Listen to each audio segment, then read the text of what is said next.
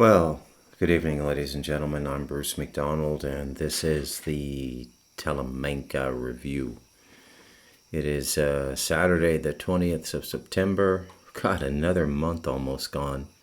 Is it just me, or does it seem like time is like speeding up?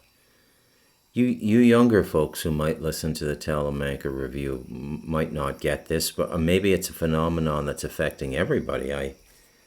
I don't really know, actually. But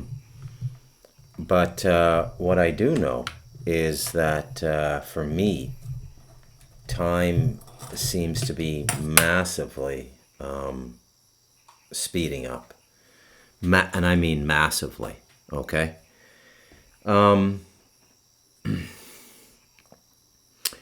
It's at 10:19 p.m. and I got a number of things I want to talk about tonight.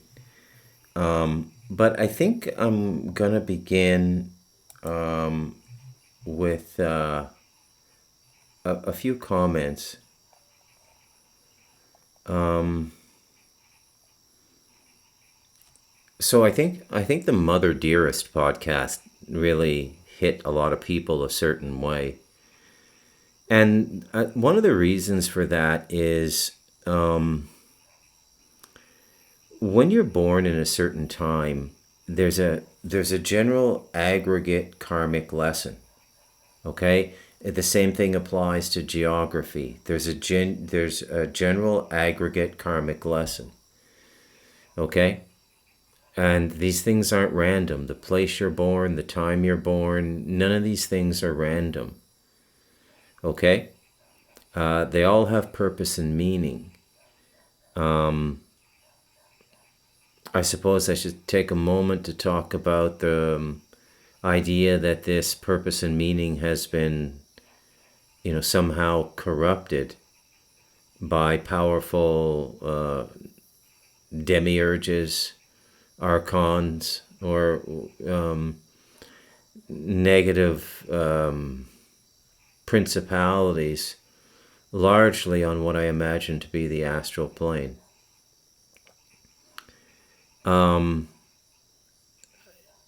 There's no doubt that there was some corruption in the incarnation grid.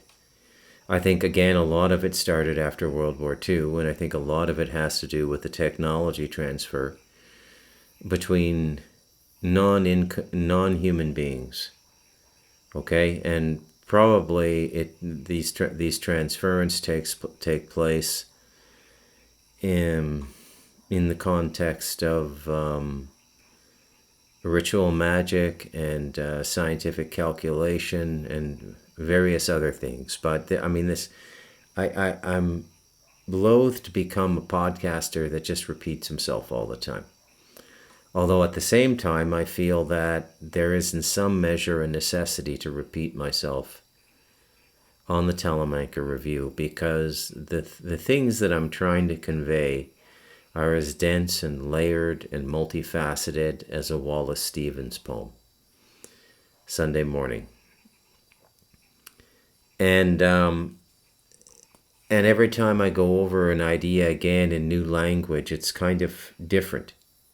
And maybe it is required. I don't know. You guys tell me in the comments. But from my perspective, this is all stuff I've known for years. Never really shared it with people. Tried to share it in literary art. No market for it. And so I just started talking and podcasting. So there's a general characteristic that we all share. We all have individual lives, and then there'll be things that we share. So I first noticed this in the disparity between myself and my brother, and not just the two of us, who were only 13 months apart, but a generational gap. So all of my brother's friends fit into the world in a very, very easy and smooth way. They were all able to find employment, rise up in their employment. They were all able to get a certain kind of practical education, business administration, engineering, And there's a significant number of people in my brother's group of friends who all went on to do quite well, like $250,000, $400,000 a year. Many of them are retired now. They would all be about 60. I'm 59. And then I came in 1 year after, and there was a completely different character to the souls born even 12 months later, 12 or 24 months later. And that year is actually the demarcation between the baby boomers and Gen X, 1965. And so, being born in '66, I'm an out of the gate early Gen Xer. And so many of my friends and we all went to the same schools, and we all lived in the same geography. And my brother and I shared the same parents. And I observed this, and I thought, that's kind of strange.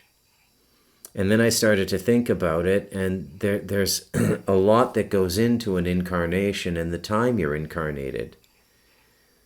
And again, none of it is accidental. It has to deal with the energetics that you have to experience in the earth. The charging and discharging that you have to do, because that's what karma is. It's charging and discharging. The same thing as a court process. They charge you, and then if you're proved innocent, they discharge you. Okay?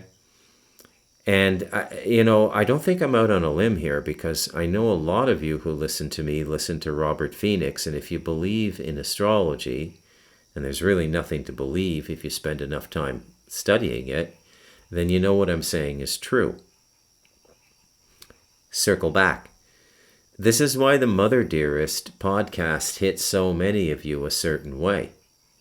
Because so many of us had similar kinds of mothers. And if not exactly the same kind of mother as me, the Nurse Ratched, Cruel Nun combination, it reminds me of that movie Cabin in the Woods, who had one-eyed ogre with an axe, But you may have had some version of an extremely self-centered mother, and it wasn't really their fault, because that's how they were taught or trained to be in their generation. And very few people, you'd be amazed how few people overcome cultural entrainment. Okay? If it were easy to overcome cultural entrainment, there'd be no Jewish dilemma in the world right now. There'd be no Israeli dilemma. And there'd be no Christian-Muslim conflict in Britain if it were easy to overcome cultural entrainment. But it isn't easy. Like everything else in life, you have to work at it. So I noticed from the comments that Mother Dearest, hit people quite a certain way. And I'll read a couple comments here. So this is from a friend of mine, Tammy, who I worked with in 2005, 20 years ago, when I was young and very good looking. And that was just a couple years before my book got published, and I went into my little literary bubble and met all the people I wanted to meet in the literary world. And saw that projection of public voice behind the curtain. And it's exactly what people tell you it is. It's I don't want, that's a whole other podcast. But anyways, Tammy said, this one touched me in two ways, but I will only share one because the second way is my daughter's story to tell, not mine. My dad died February 14, 2024. And while I did not mourn, I did not mourn, partly because I still feel his presence, but about a year ago I had a dream I was with him, like in a black box theater. Just me and him sitting on the stage, and he held me, and I finally grieved while he comforted me. In my life, he never stopped playing the dad role. My sister took care of him the last few years of his life, and he was vulnerable with her. But with me, he always led with strength. So maybe in death it makes sense that for me, he still plays that role. Very interesting. Very interesting. I hope you're doing well, Tammy. And then there's my friend and yours, Christine Mose, also commenting on Mother Dearest. These intensely personal Talamanca reviews are so powerful. Responding to them in the comment section is nearly impossible. Any pros that, even unintentional, fail to acknowledge the vulnerability it takes to share such experiences is not worth the risk. You are a gem, Bruce MacDonald, whether your mother could not or would not recognize it. All I can say is that such trials can either distort a soul or force a level of expansion and awareness that deepens the soul. We see which route you chose, Bruce, and the world is a better place for it. Thank you, Christine. That's very sweet. But here's the point. It's really not personal. I mean, all of this stuff we go through is really just part of a drama that we have to go through, energy exchanges that we have to go through to learn something or to discharge energy that we're holding on to. A lot of times a karmic event will be to discharge. And it could be that in a previous life or in your childhood in this life, you took something in and internalized it incorrectly. And as you grew, it kind of mutated like radiation inside your consciousness and perverted and distorted your perception of reality. And what this hologram, spiritual hologram we live in, because it's not a machine hologram, it's a spiritual hologram. What this hologram will do, because you're calling for it, right? You're calling for it, right? Remember the secret manifestation? You're doing that all the time. Your unconscious is doing that, and your conscious. So you're calling for it. And the person you need to come into your life to discharge that energy will appear. So I don't think these things are that personal at all. In fact, the entire concept of a personal life is almost alien to me now. You know? And I can always tell how evolved or how unfolded a person is by how they respond to this idea of the personal. My editor on The Devil in Us, Anthony, great guy. I just had a catch-up call with him a couple nights ago. He lives in Australia. Yeah, come on in, buddy. Holy spamoly. And he edited The Devil in Us, and he's got some stories to tell too. I mean, that was a very, very paranormal book. But after The Devil in Us, he was very curious after the whole process of working on a book with me and Bob, and he went and he got a copy of God is an Economist. And he had a kind of Christine Mose response to the book, like, oh my God, this is so personal. One can only wonder what a person would have to go through to find comedy in some of the things that MacDonald finds comedy in.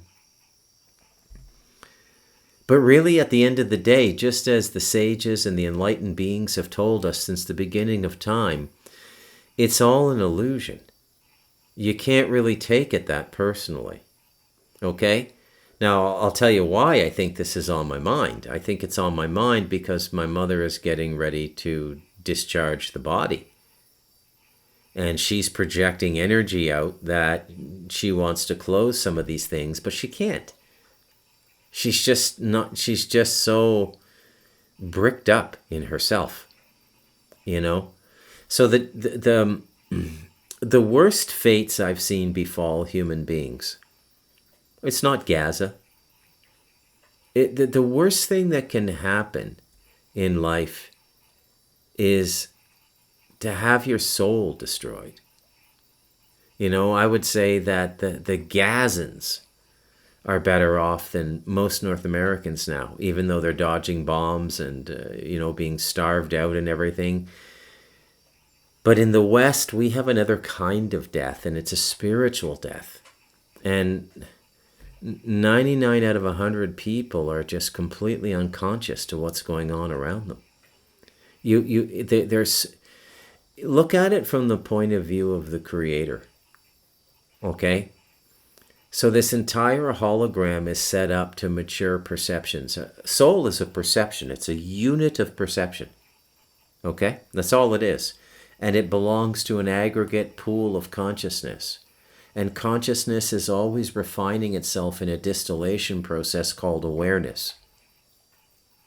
I know it gets kind of wordy. It's like a Wallace Stevens poem, "Let be finale of seem." But you gotta meditate on the language, because I'm not using this language flippantly. Okay? So awareness is consciousness refined. So I don't consider these podcasts to be very personal at all. I gotta get the door closed. It just bothers me that it's open there.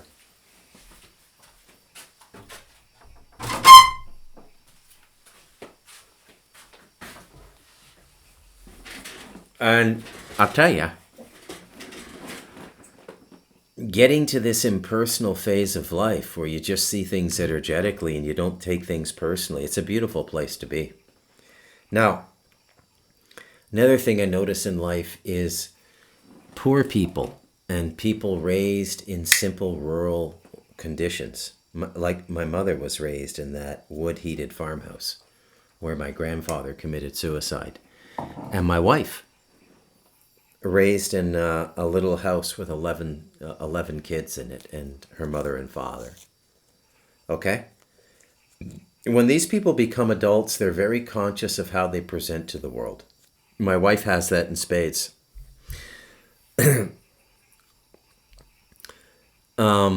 Somebody will come to visit, like one of the pastors or something, and I'll just show up like this. Flip-flops, cut-off t-shirt, food spilled on my shirt. I don't give a flying fuck. Haven't shaved for 2-3 days. And then I'll sit and I'll talk to them. And my wife will always say after they leave, "Couldn't you change your shirt? Like, what are people going to think?" And I'm like, well, people are going to think whatever they're going to think. And I really don't give a shit. I mean, they're probably wondering why a Canadian would move up here in the first place. So beyond that, I really don't care what they think. But it's a big, big deal for my wife, right? I told you guys the story about the one of the friends of one of my older nieces. She's 40. And she does the Christmas party for the kids, and she usually brings up people from charitable groups in San Jose. One year she brought up a bunch of surgeons from the hospital, and you have a big party for the kids, and they present all these secondhand clothes and gifts for the kids. It's really beautiful, actually. I think I made a video on one podcast, and all the native children come in. It's really beautiful. And last year, the guy they brought up was, I don't know, but super educated. He was 35 years old, married, had his first child, his wife, and I think his child was about 1.5 or 2. I remember was he walking? I can't remember who. No, I think he had to be held all the time, so he wasn't quite 2 years old yet. And he spoke English, and good English, which is a very clear sign of education over here. And he said, "Katia," that's my niece, "says that you're a writer." I said, "Yeah." He says, "Can I read something?" I said, I really don't think I have anything that you'd really enjoy. And I threw some names out at him to get a feel of what his connection to literature is, because I'm really well read in Latin American literature, like really well read. In translation, okay? I can probably read it in Spanish now, but I took it all in English. And here I'm talking about like Gabriel Garcia Marquez, Pablo Neruda, Octavio Paz, Jorge Luis Borges, the Argentinian poet and short story writer and essayist. You just tell people this. And you just this is the stuff they could barely get through in university. And they're going, "You read all that?" I said, "Oh yeah, man, I couldn't put Borges down in my late 20s. And then he tells me what he likes to read, and I go, okay, I'll give you a book. So I gave him Stardust Ranch, and it just blew the guy's mind, the whole story. And then he goes and tells my niece, Katia, oh, your aunt's husband, your Uncle Bruce, he's some kind of genius or something, man. You should read this book. You should read this book. And then I got Katia asking me, when are you going to translate it to Spanish, and blah, blah, blah, blah, blah, blah. And then Katia tells her aunt, my wife, Rosemary, and then my wife just lights up. She says, wow, you're a writer. I said, yeah, hello, my name's Bruce. I've been living with you for 8 years. It's like, you know? But I love the obscurity. I love the fact that I can just do this podcast. I'm never going to bump into anyone at a coffee shop who's going to have seen it or anything like that, right? And I can just completely be myself in this little earth bag bodega with my pit bull sleeping beside me, a nice coffee, a little cigar. I can just, and I don't see anything in my life as personal.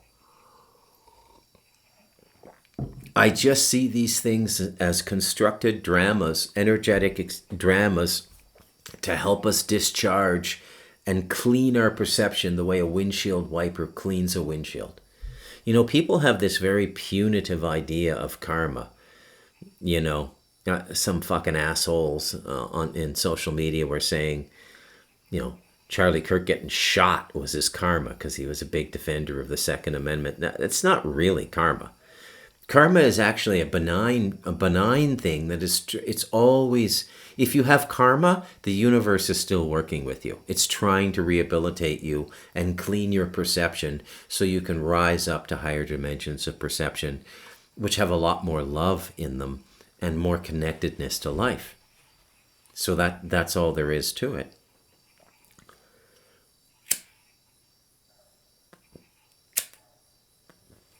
And I just want to take a moment to say here that I'll speak directly to her. Christine, I absolutely love your comments. I mean, you know, they're great. They're fantastic. Thank you very much, okay? But don't worry about me. Don't project that human frailty on me. These aren't personal things to me, right? I love my mother.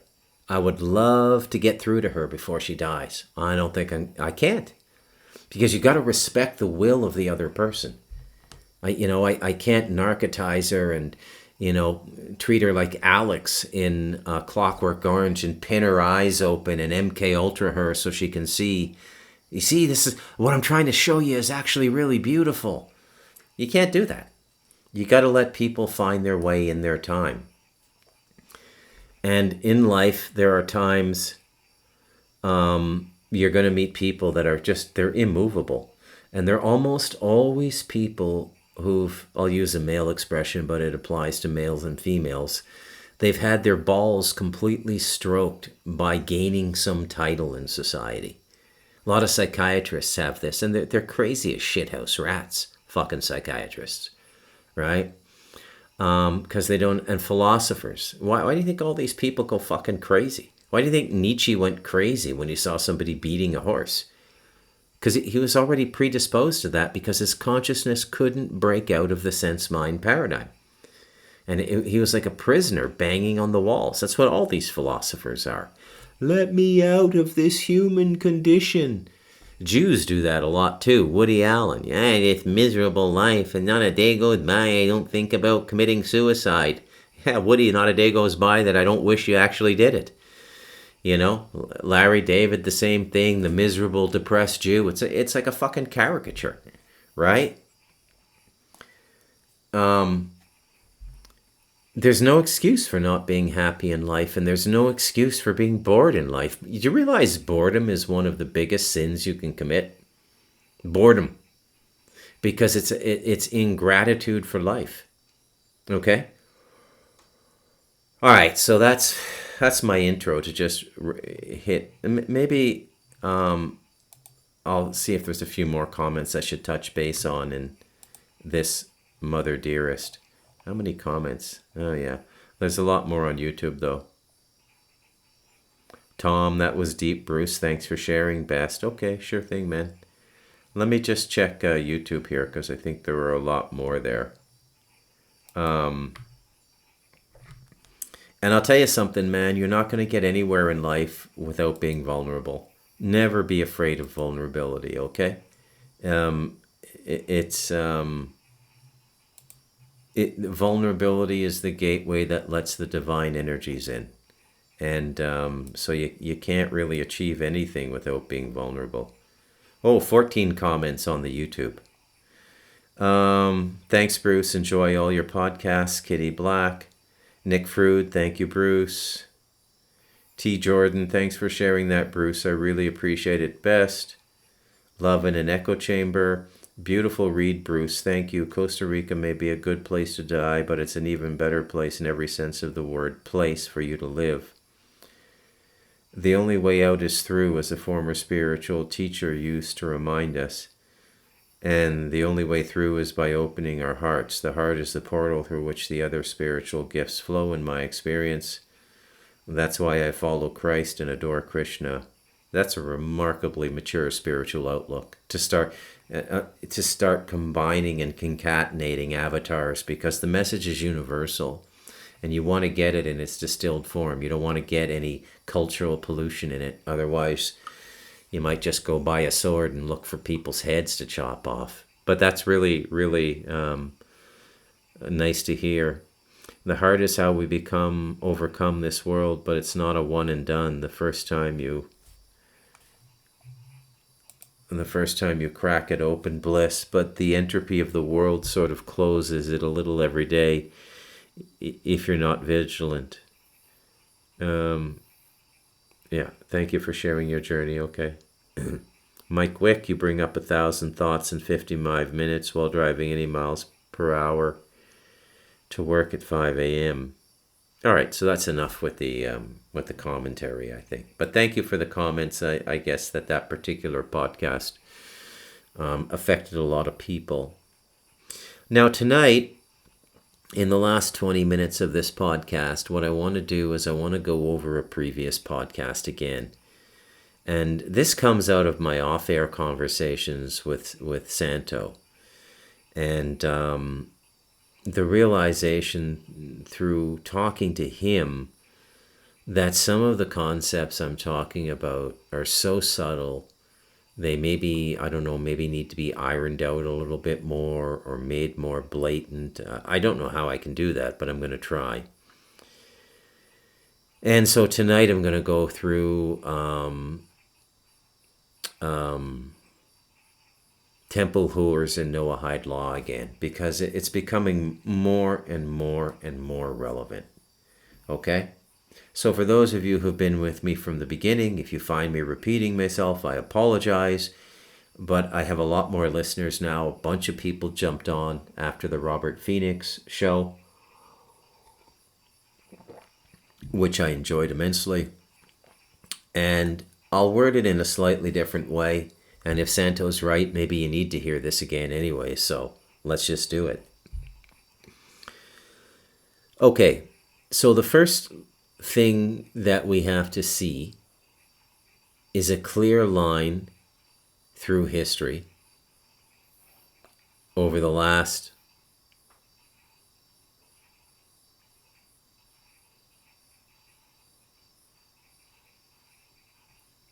I don't know, like 300 and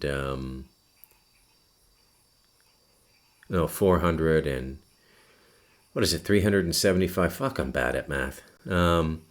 Since about 1684 until now. So that's about almost 330 years or so. Almost like, wow, that's kind of creepy actually. So 1700s, 1800s, 1900s, and so that's 325. I think it's 1684. Or is it 1698? I don't know. But we're right around like 335 years since the formation of the Bank of England. And that commences the modern world. Okay, in this line of history we have. And look, for the moment, I'm gonna take a stand on this. Okay, I think the Archaics dude Jason is a little bit off center. He's done phenomenal work researching in ancient books and stuff, but if you can't directly perceive these things with your consciousness, if you're not given gifts of insight by spirit, you're not going to put this all together. Because the mind can't do it, because the reality we live in is malleable. It's susceptible to magic. It's susceptible to distortion techniques by very powerful secret society groups. And we also have colliding timelines now as a result of about 2012 or so, when all the timelines started to merge. So I'm going to go with the history we have, okay? And it's corrupted. It's not entirely true. Probably 80% of it is lies, but there are general signposts that I think that we can say that, yeah, this is for real. So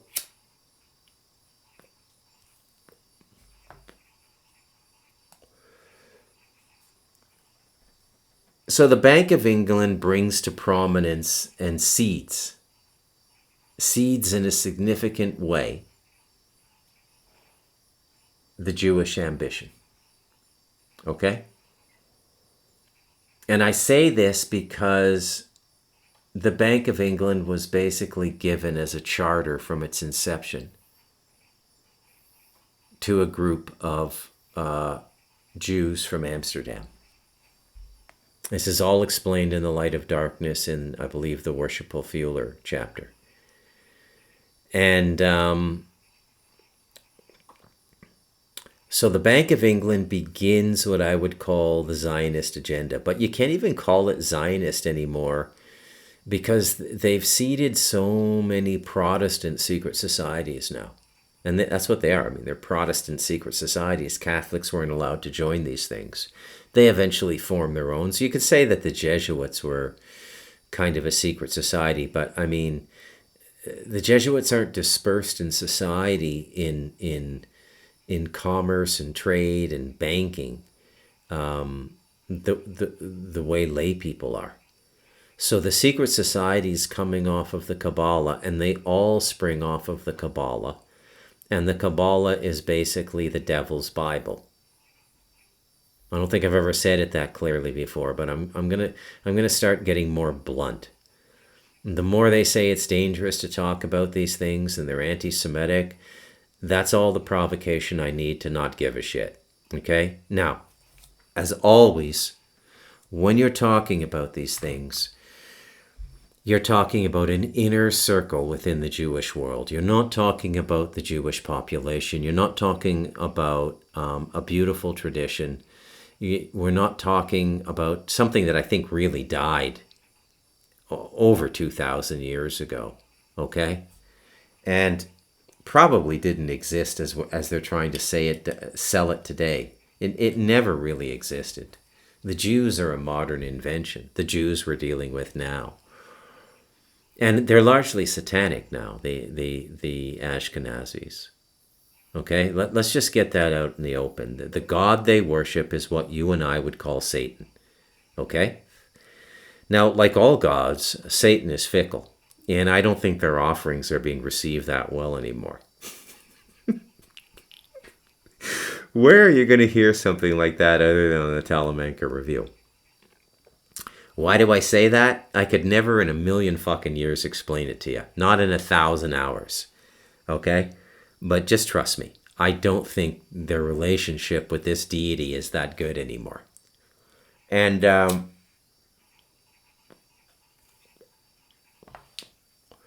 remember, at the end of the day, Satan is God's undercover operative, like, Jason Patrick in Narc, in that 2014 movie, or if you've ever seen one of those movies, or like Russ Cole, when they give his backstory, they put him under as a cop in deep cover for 4 years.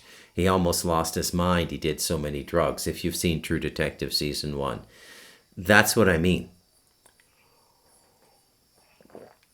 So the devil comes as your friend and entices you. And in the end, you get ratted out to God. And then you end up owning all these things you did, and you have to discharge them. All right, so let's get back on track here. This wandering mind shit is not good. I got to get all this shit out in the next 15 minutes or so. I mean, I could go longer, but I kind of like the 50-minute podcast.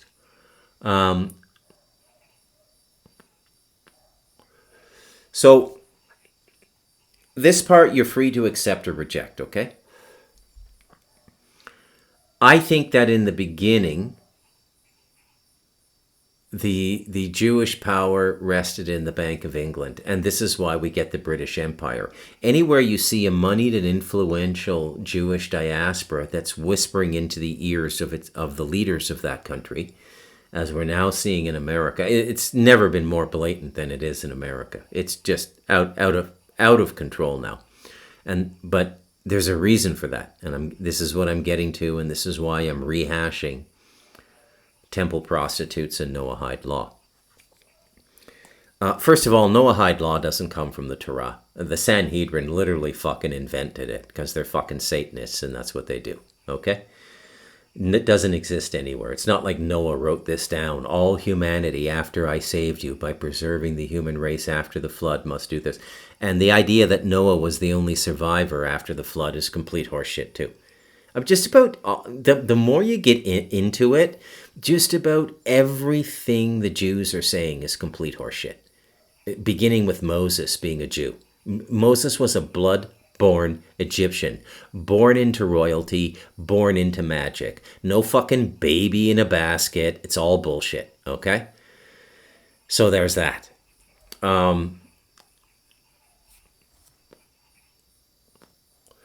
And the Gospels were first written in Greek. They weren't written in Aramaic or Hebrew. Hebrew didn't even fucking exist as we understand it 2,000 years ago. It's all fucking bullshit. Okay? And I'm being provoked to say these things in a very direct way now, and I'll tell you why. Because I'm following the law of energetics. So the Jewish presence on the planet now is trying to tell me that we are going to affect your free will journey on this planet, Bruce, because we've accrued this much power and influence in Europe, in America, and we're gonna begin telling you what to do. Big fucking mistake with me. Okay, huge fucking mistake. Robert Phoenix was right. I am absolutely a fucking scrapper. It's all in the devil in us, right? Smoking hash and knocking people out when I'm 16 and 17. And so, by the law of reciprocity, I have the right to say, spiritually, I have the right to say without any consequence the things I'm saying right now. Because the Jewish presence on the planet has pushed into my free will experience. So fuck off, step back. Okay? These people are complete fucking bullshitters. Okay? I mean, there's some good things about the culture. I'd say 99% of Jews are just captive by their mothers, their grandmothers, and the rabbis. And I think Judaism is almost like Satanism now. 99% of the people would get out if they could see a clear door out. Okay? So this power structure from the Bank of England begins the British Empire and the British expansion. Okay? This is very interesting. Now, I should say tangentially, the Vatican was as bad. Okay? I mean, the Vatican is just as bad. You're going to have a very difficult time finding any virtue in the Vatican if you study its history. They've been doing the rituals. They've been depopulating all through history. They're fucking evil cunts. Okay? Evil fucking cunts. And equal to the Sanhedrin, the Cardinal of Colleges and the papacy, and perhaps in some ways even more corrupt. Okay? But I focus on the Jews because they're the tip of the spear now. They're the ones out in the public saying, hey, we're God's chosen people. This is what we're going to do for the world. Try and stop us. Oh, thanks for the challenge. I'll do my fucking best. So most of the wars in Europe were a result of a lot of this Jewish influence. Not in totality. Okay?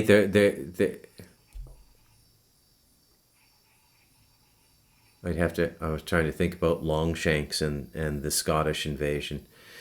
But anywhere you see this expansion into other territories and people's lives to conquer and rule them, very often, if you study the situation long enough and close enough, you'll see a Jewish diaspora pushing that agenda. Now, why am I saying this now? Because I'm corroborating what they're now saying publicly. We're going to take over the world, we're going to rule from Jerusalem, and you're going to be subjugated under Noahide law. And our Mashiach, which we're bringing in, is going to make sure of that. So if they're saying it out in the open now, why would it be anti-Semitic for me to carry on the conversation as a Gentile and say, well, this is what I think as a Gentile? How could that possibly be anti-Semitic? It isn't. But the programming is so fierce now that, I think what Trump is leading up to now, the anti-Semitism laws and everything, it's getting really scary. You're going to see people going to jail for anti-Semitic comments. And let me be clear, I'm not anti-Semitic. I'm a human being responding to a power structure that wants to affect my life in a way I don't want my life affected. Ergo, I have a right to defend my free will expression. So it's not anti-Semitic. But in most instances, when you see this, all of this stuff going on in Europe, you have this coordinated group of Jews, who are working to their own benefit. So if France and England are beefing, the Jews are watching both sides and playing these markets, which they created. Okay? So bond issuance and all of the things that go along with central banking, beginning with the Bank of England, and then everybody followed after that, but the Bank of England was very well seated. It denotes the moment we started putting public assets up in public auction we call markets and bonds, which was a huge mistake, because now the Jews own X percentage of the wealth in the world now.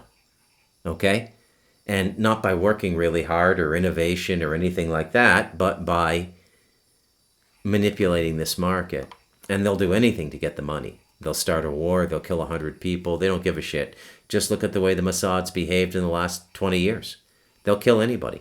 Even those corrupt CIA guys that are, doing all the podcasts now. Well, I shouldn't say, I think Andrew Bustamante is a complete fucking joke, but I have a little bit of respect for John Karaku.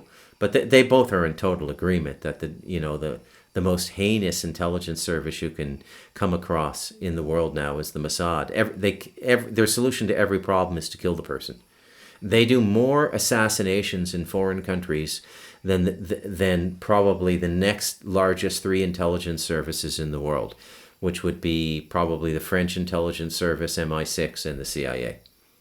Okay? And they do more, and they're a little country of 9 million people. So the Jews are showing us who they are now. So, and they want attention, but you can't talk about them because it's anti-Semitic. Welcome to the ironic mirror. Let's fast forward this all the way up to World War I and World War II.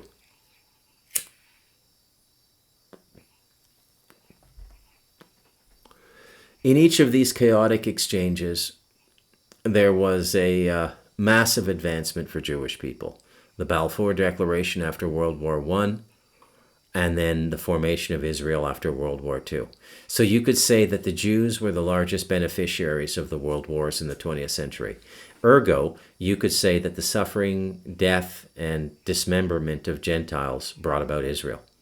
There is almost always human sacrifice in the advancement of Israel. Pay very close attention to that. It may not seem like a sacrifice. You may not see the Aztec priest with the blue paint on his face, like in Mel Gibson's Apocalypto, the big dagger going into the heart, the hand reaching in and holding up the beating heart. It may not seem like a human sacrifice, but it's a human sacrifice. because the blood is being equitized. And blood is a commodity that influences the astral, and the astral controls a lot of what happens on the physical. Now, the astral is supposed to be set in the way it discharges physical events. So part of the corruption of our timeline is the excessive use of magic that's been going on for the last 400 years or so. Okay? Now, magic brings with it a horrible fucking karma. And intelligent practitioners of magic know this.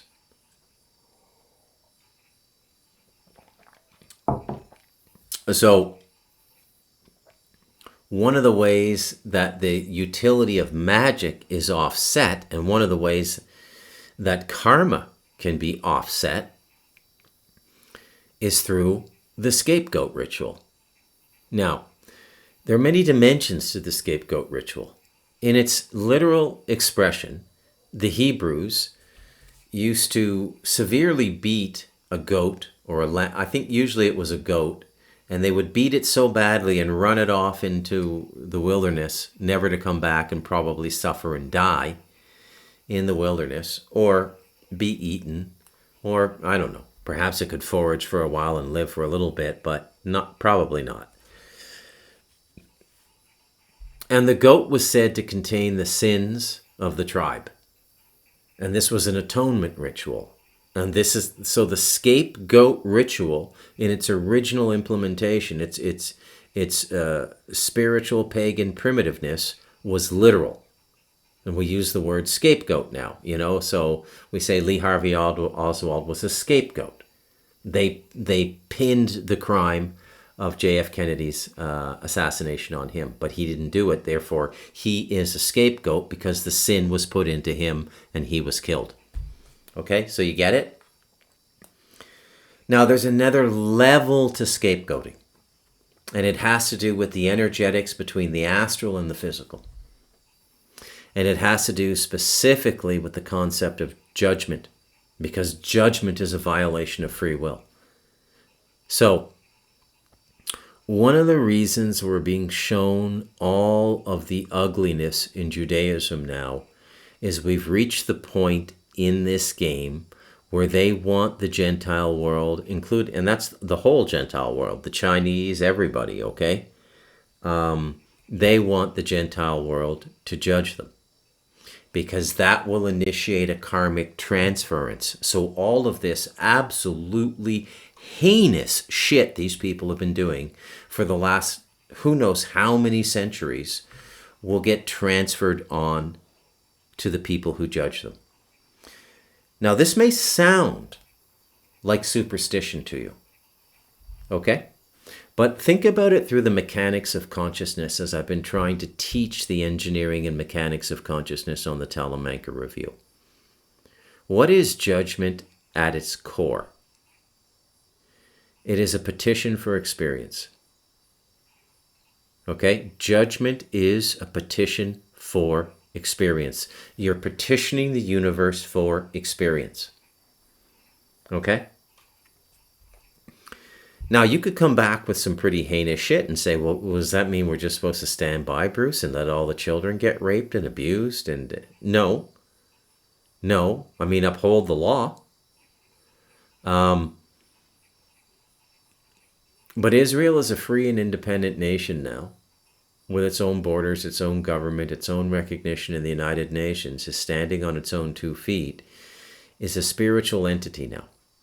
So nations are spiritual entities, and when you're thinking of an entity as a nation, you want to think about it as an individual personality. And so the mechanics or the engineering of consciousness come into play.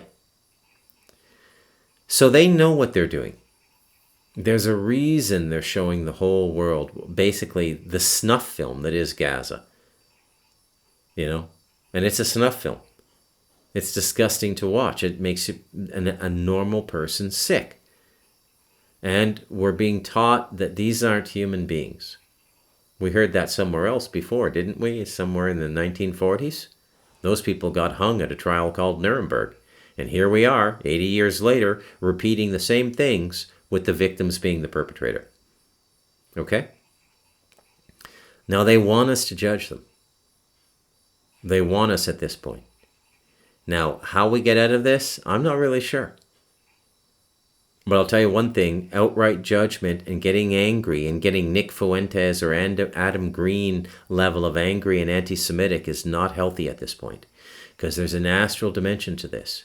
You will get demonically attacked. You will have a lot of bad things happen to you. Okay? And you can see, holy cow, man, there is so much entity activity in the world now. It's unbelievable. And what's going on is we're going through an astral purge. Okay, so this is the separation that everybody's talking about. To make the cut on the separation, you need to be able to go through all of your astral nonsense, which is where most of your karma is stored. It's seated in the causal, but it's displaced into the astral. The astral is the staging ground, and it gets written into your timeline. Okay? And you have to let go of this. You have to see it in the same impersonal way I see things when I do a podcast like Mother Dearest. This is why I say it's not personal.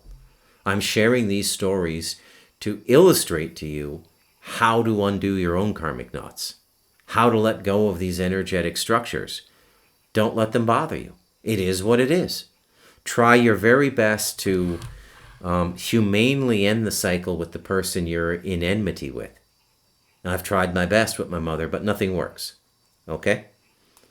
So I just let myself off the hook and I move forward. And again, there's nothing really personal about this to me. Okay? And this is the way we need to see the Jews now. And this is part of the astral purge. Because the Jews, their consciousness doesn't go much beyond the astral. Okay? All of their force is in the astral. And so they're looking to discharge all of this astral charge they've built up through their nefarious shit, which they've abated paying through their ritual culture, which is abatement of karmic debt, abatement of spiritual debt. Now, the irony of the Jews is from a financial perspective on this 3D earth plane, they're very wealthy. But their spiritual accounting is amongst the worst on the planet, if not the worst on the planet. Worse than North Korea. It's horrible, okay? They're looking to offload their debt. They're looking to sell it to somebody. They're looking to scapegoat somebody. And I don't know for sure. I haven't made up my mind, but there is a distinct possibility that Donald Trump is the Judas goat, leading us all to the slaughter, or those of you in the Western world. Okay? In the first world of the West, okay? Canada, Australia, United States, Western Europe, and all of these things, okay? And if you think I'm being hyperbolic, or if you think I'm being dramatic in my interpretation of things, especially my spiritual interpretation of things, ask yourself this. Why as Israel asserts itself towards its goal of the Greater Israel Project is a realignment of peoples going on at the same time? What is being said by the mass migration into the Western world? You don't belong in those countries, or you don't deserve those countries because you colonized and exploited other countries. Okay? So, but it's an absurd position because it ignores the last 2,000 years and all the vicissitudes of time. Right?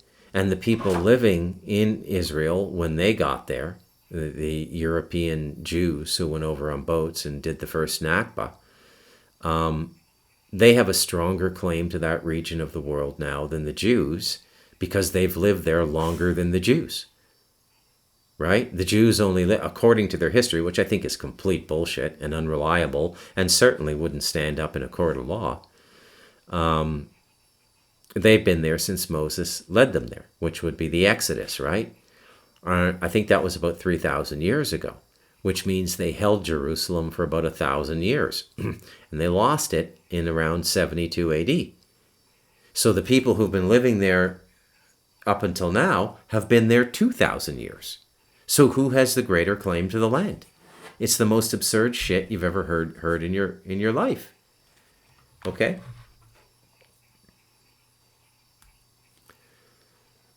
So that's what's going on. And they're going to try to ritually sacrifice, I think, at some point, a large portion of the United States. I've said it before on my show, and I'll say it again. I think one of the reasons these deportations are going on is that they don't think that the people who've illegally emigrated there deserve to be part of the cull that's coming, so they're trying to get them to go back to their home countries. Where else are you going to hear that? Not too many podcasters would be out saying what I just said to you. But that's the way I see it. And I've been alarmingly right about everything in the last 5 or 7 years. Okay? Now, there was a whole other dimension to temple whores and Noahide laws that I will not go into tonight in terms of repeating it or going over it again. But I wanted to get that fulcrum of judgment out. All right? So you ask yourself, your higher self, how do I cope with this without judging them? Spirit will give you the answer. Okay? And the answer will be different for everybody. So there's no one patent answer for everybody. I don't know what I'm going to call this. I'm Bruce McDonald, and this has been the Talamanca Review.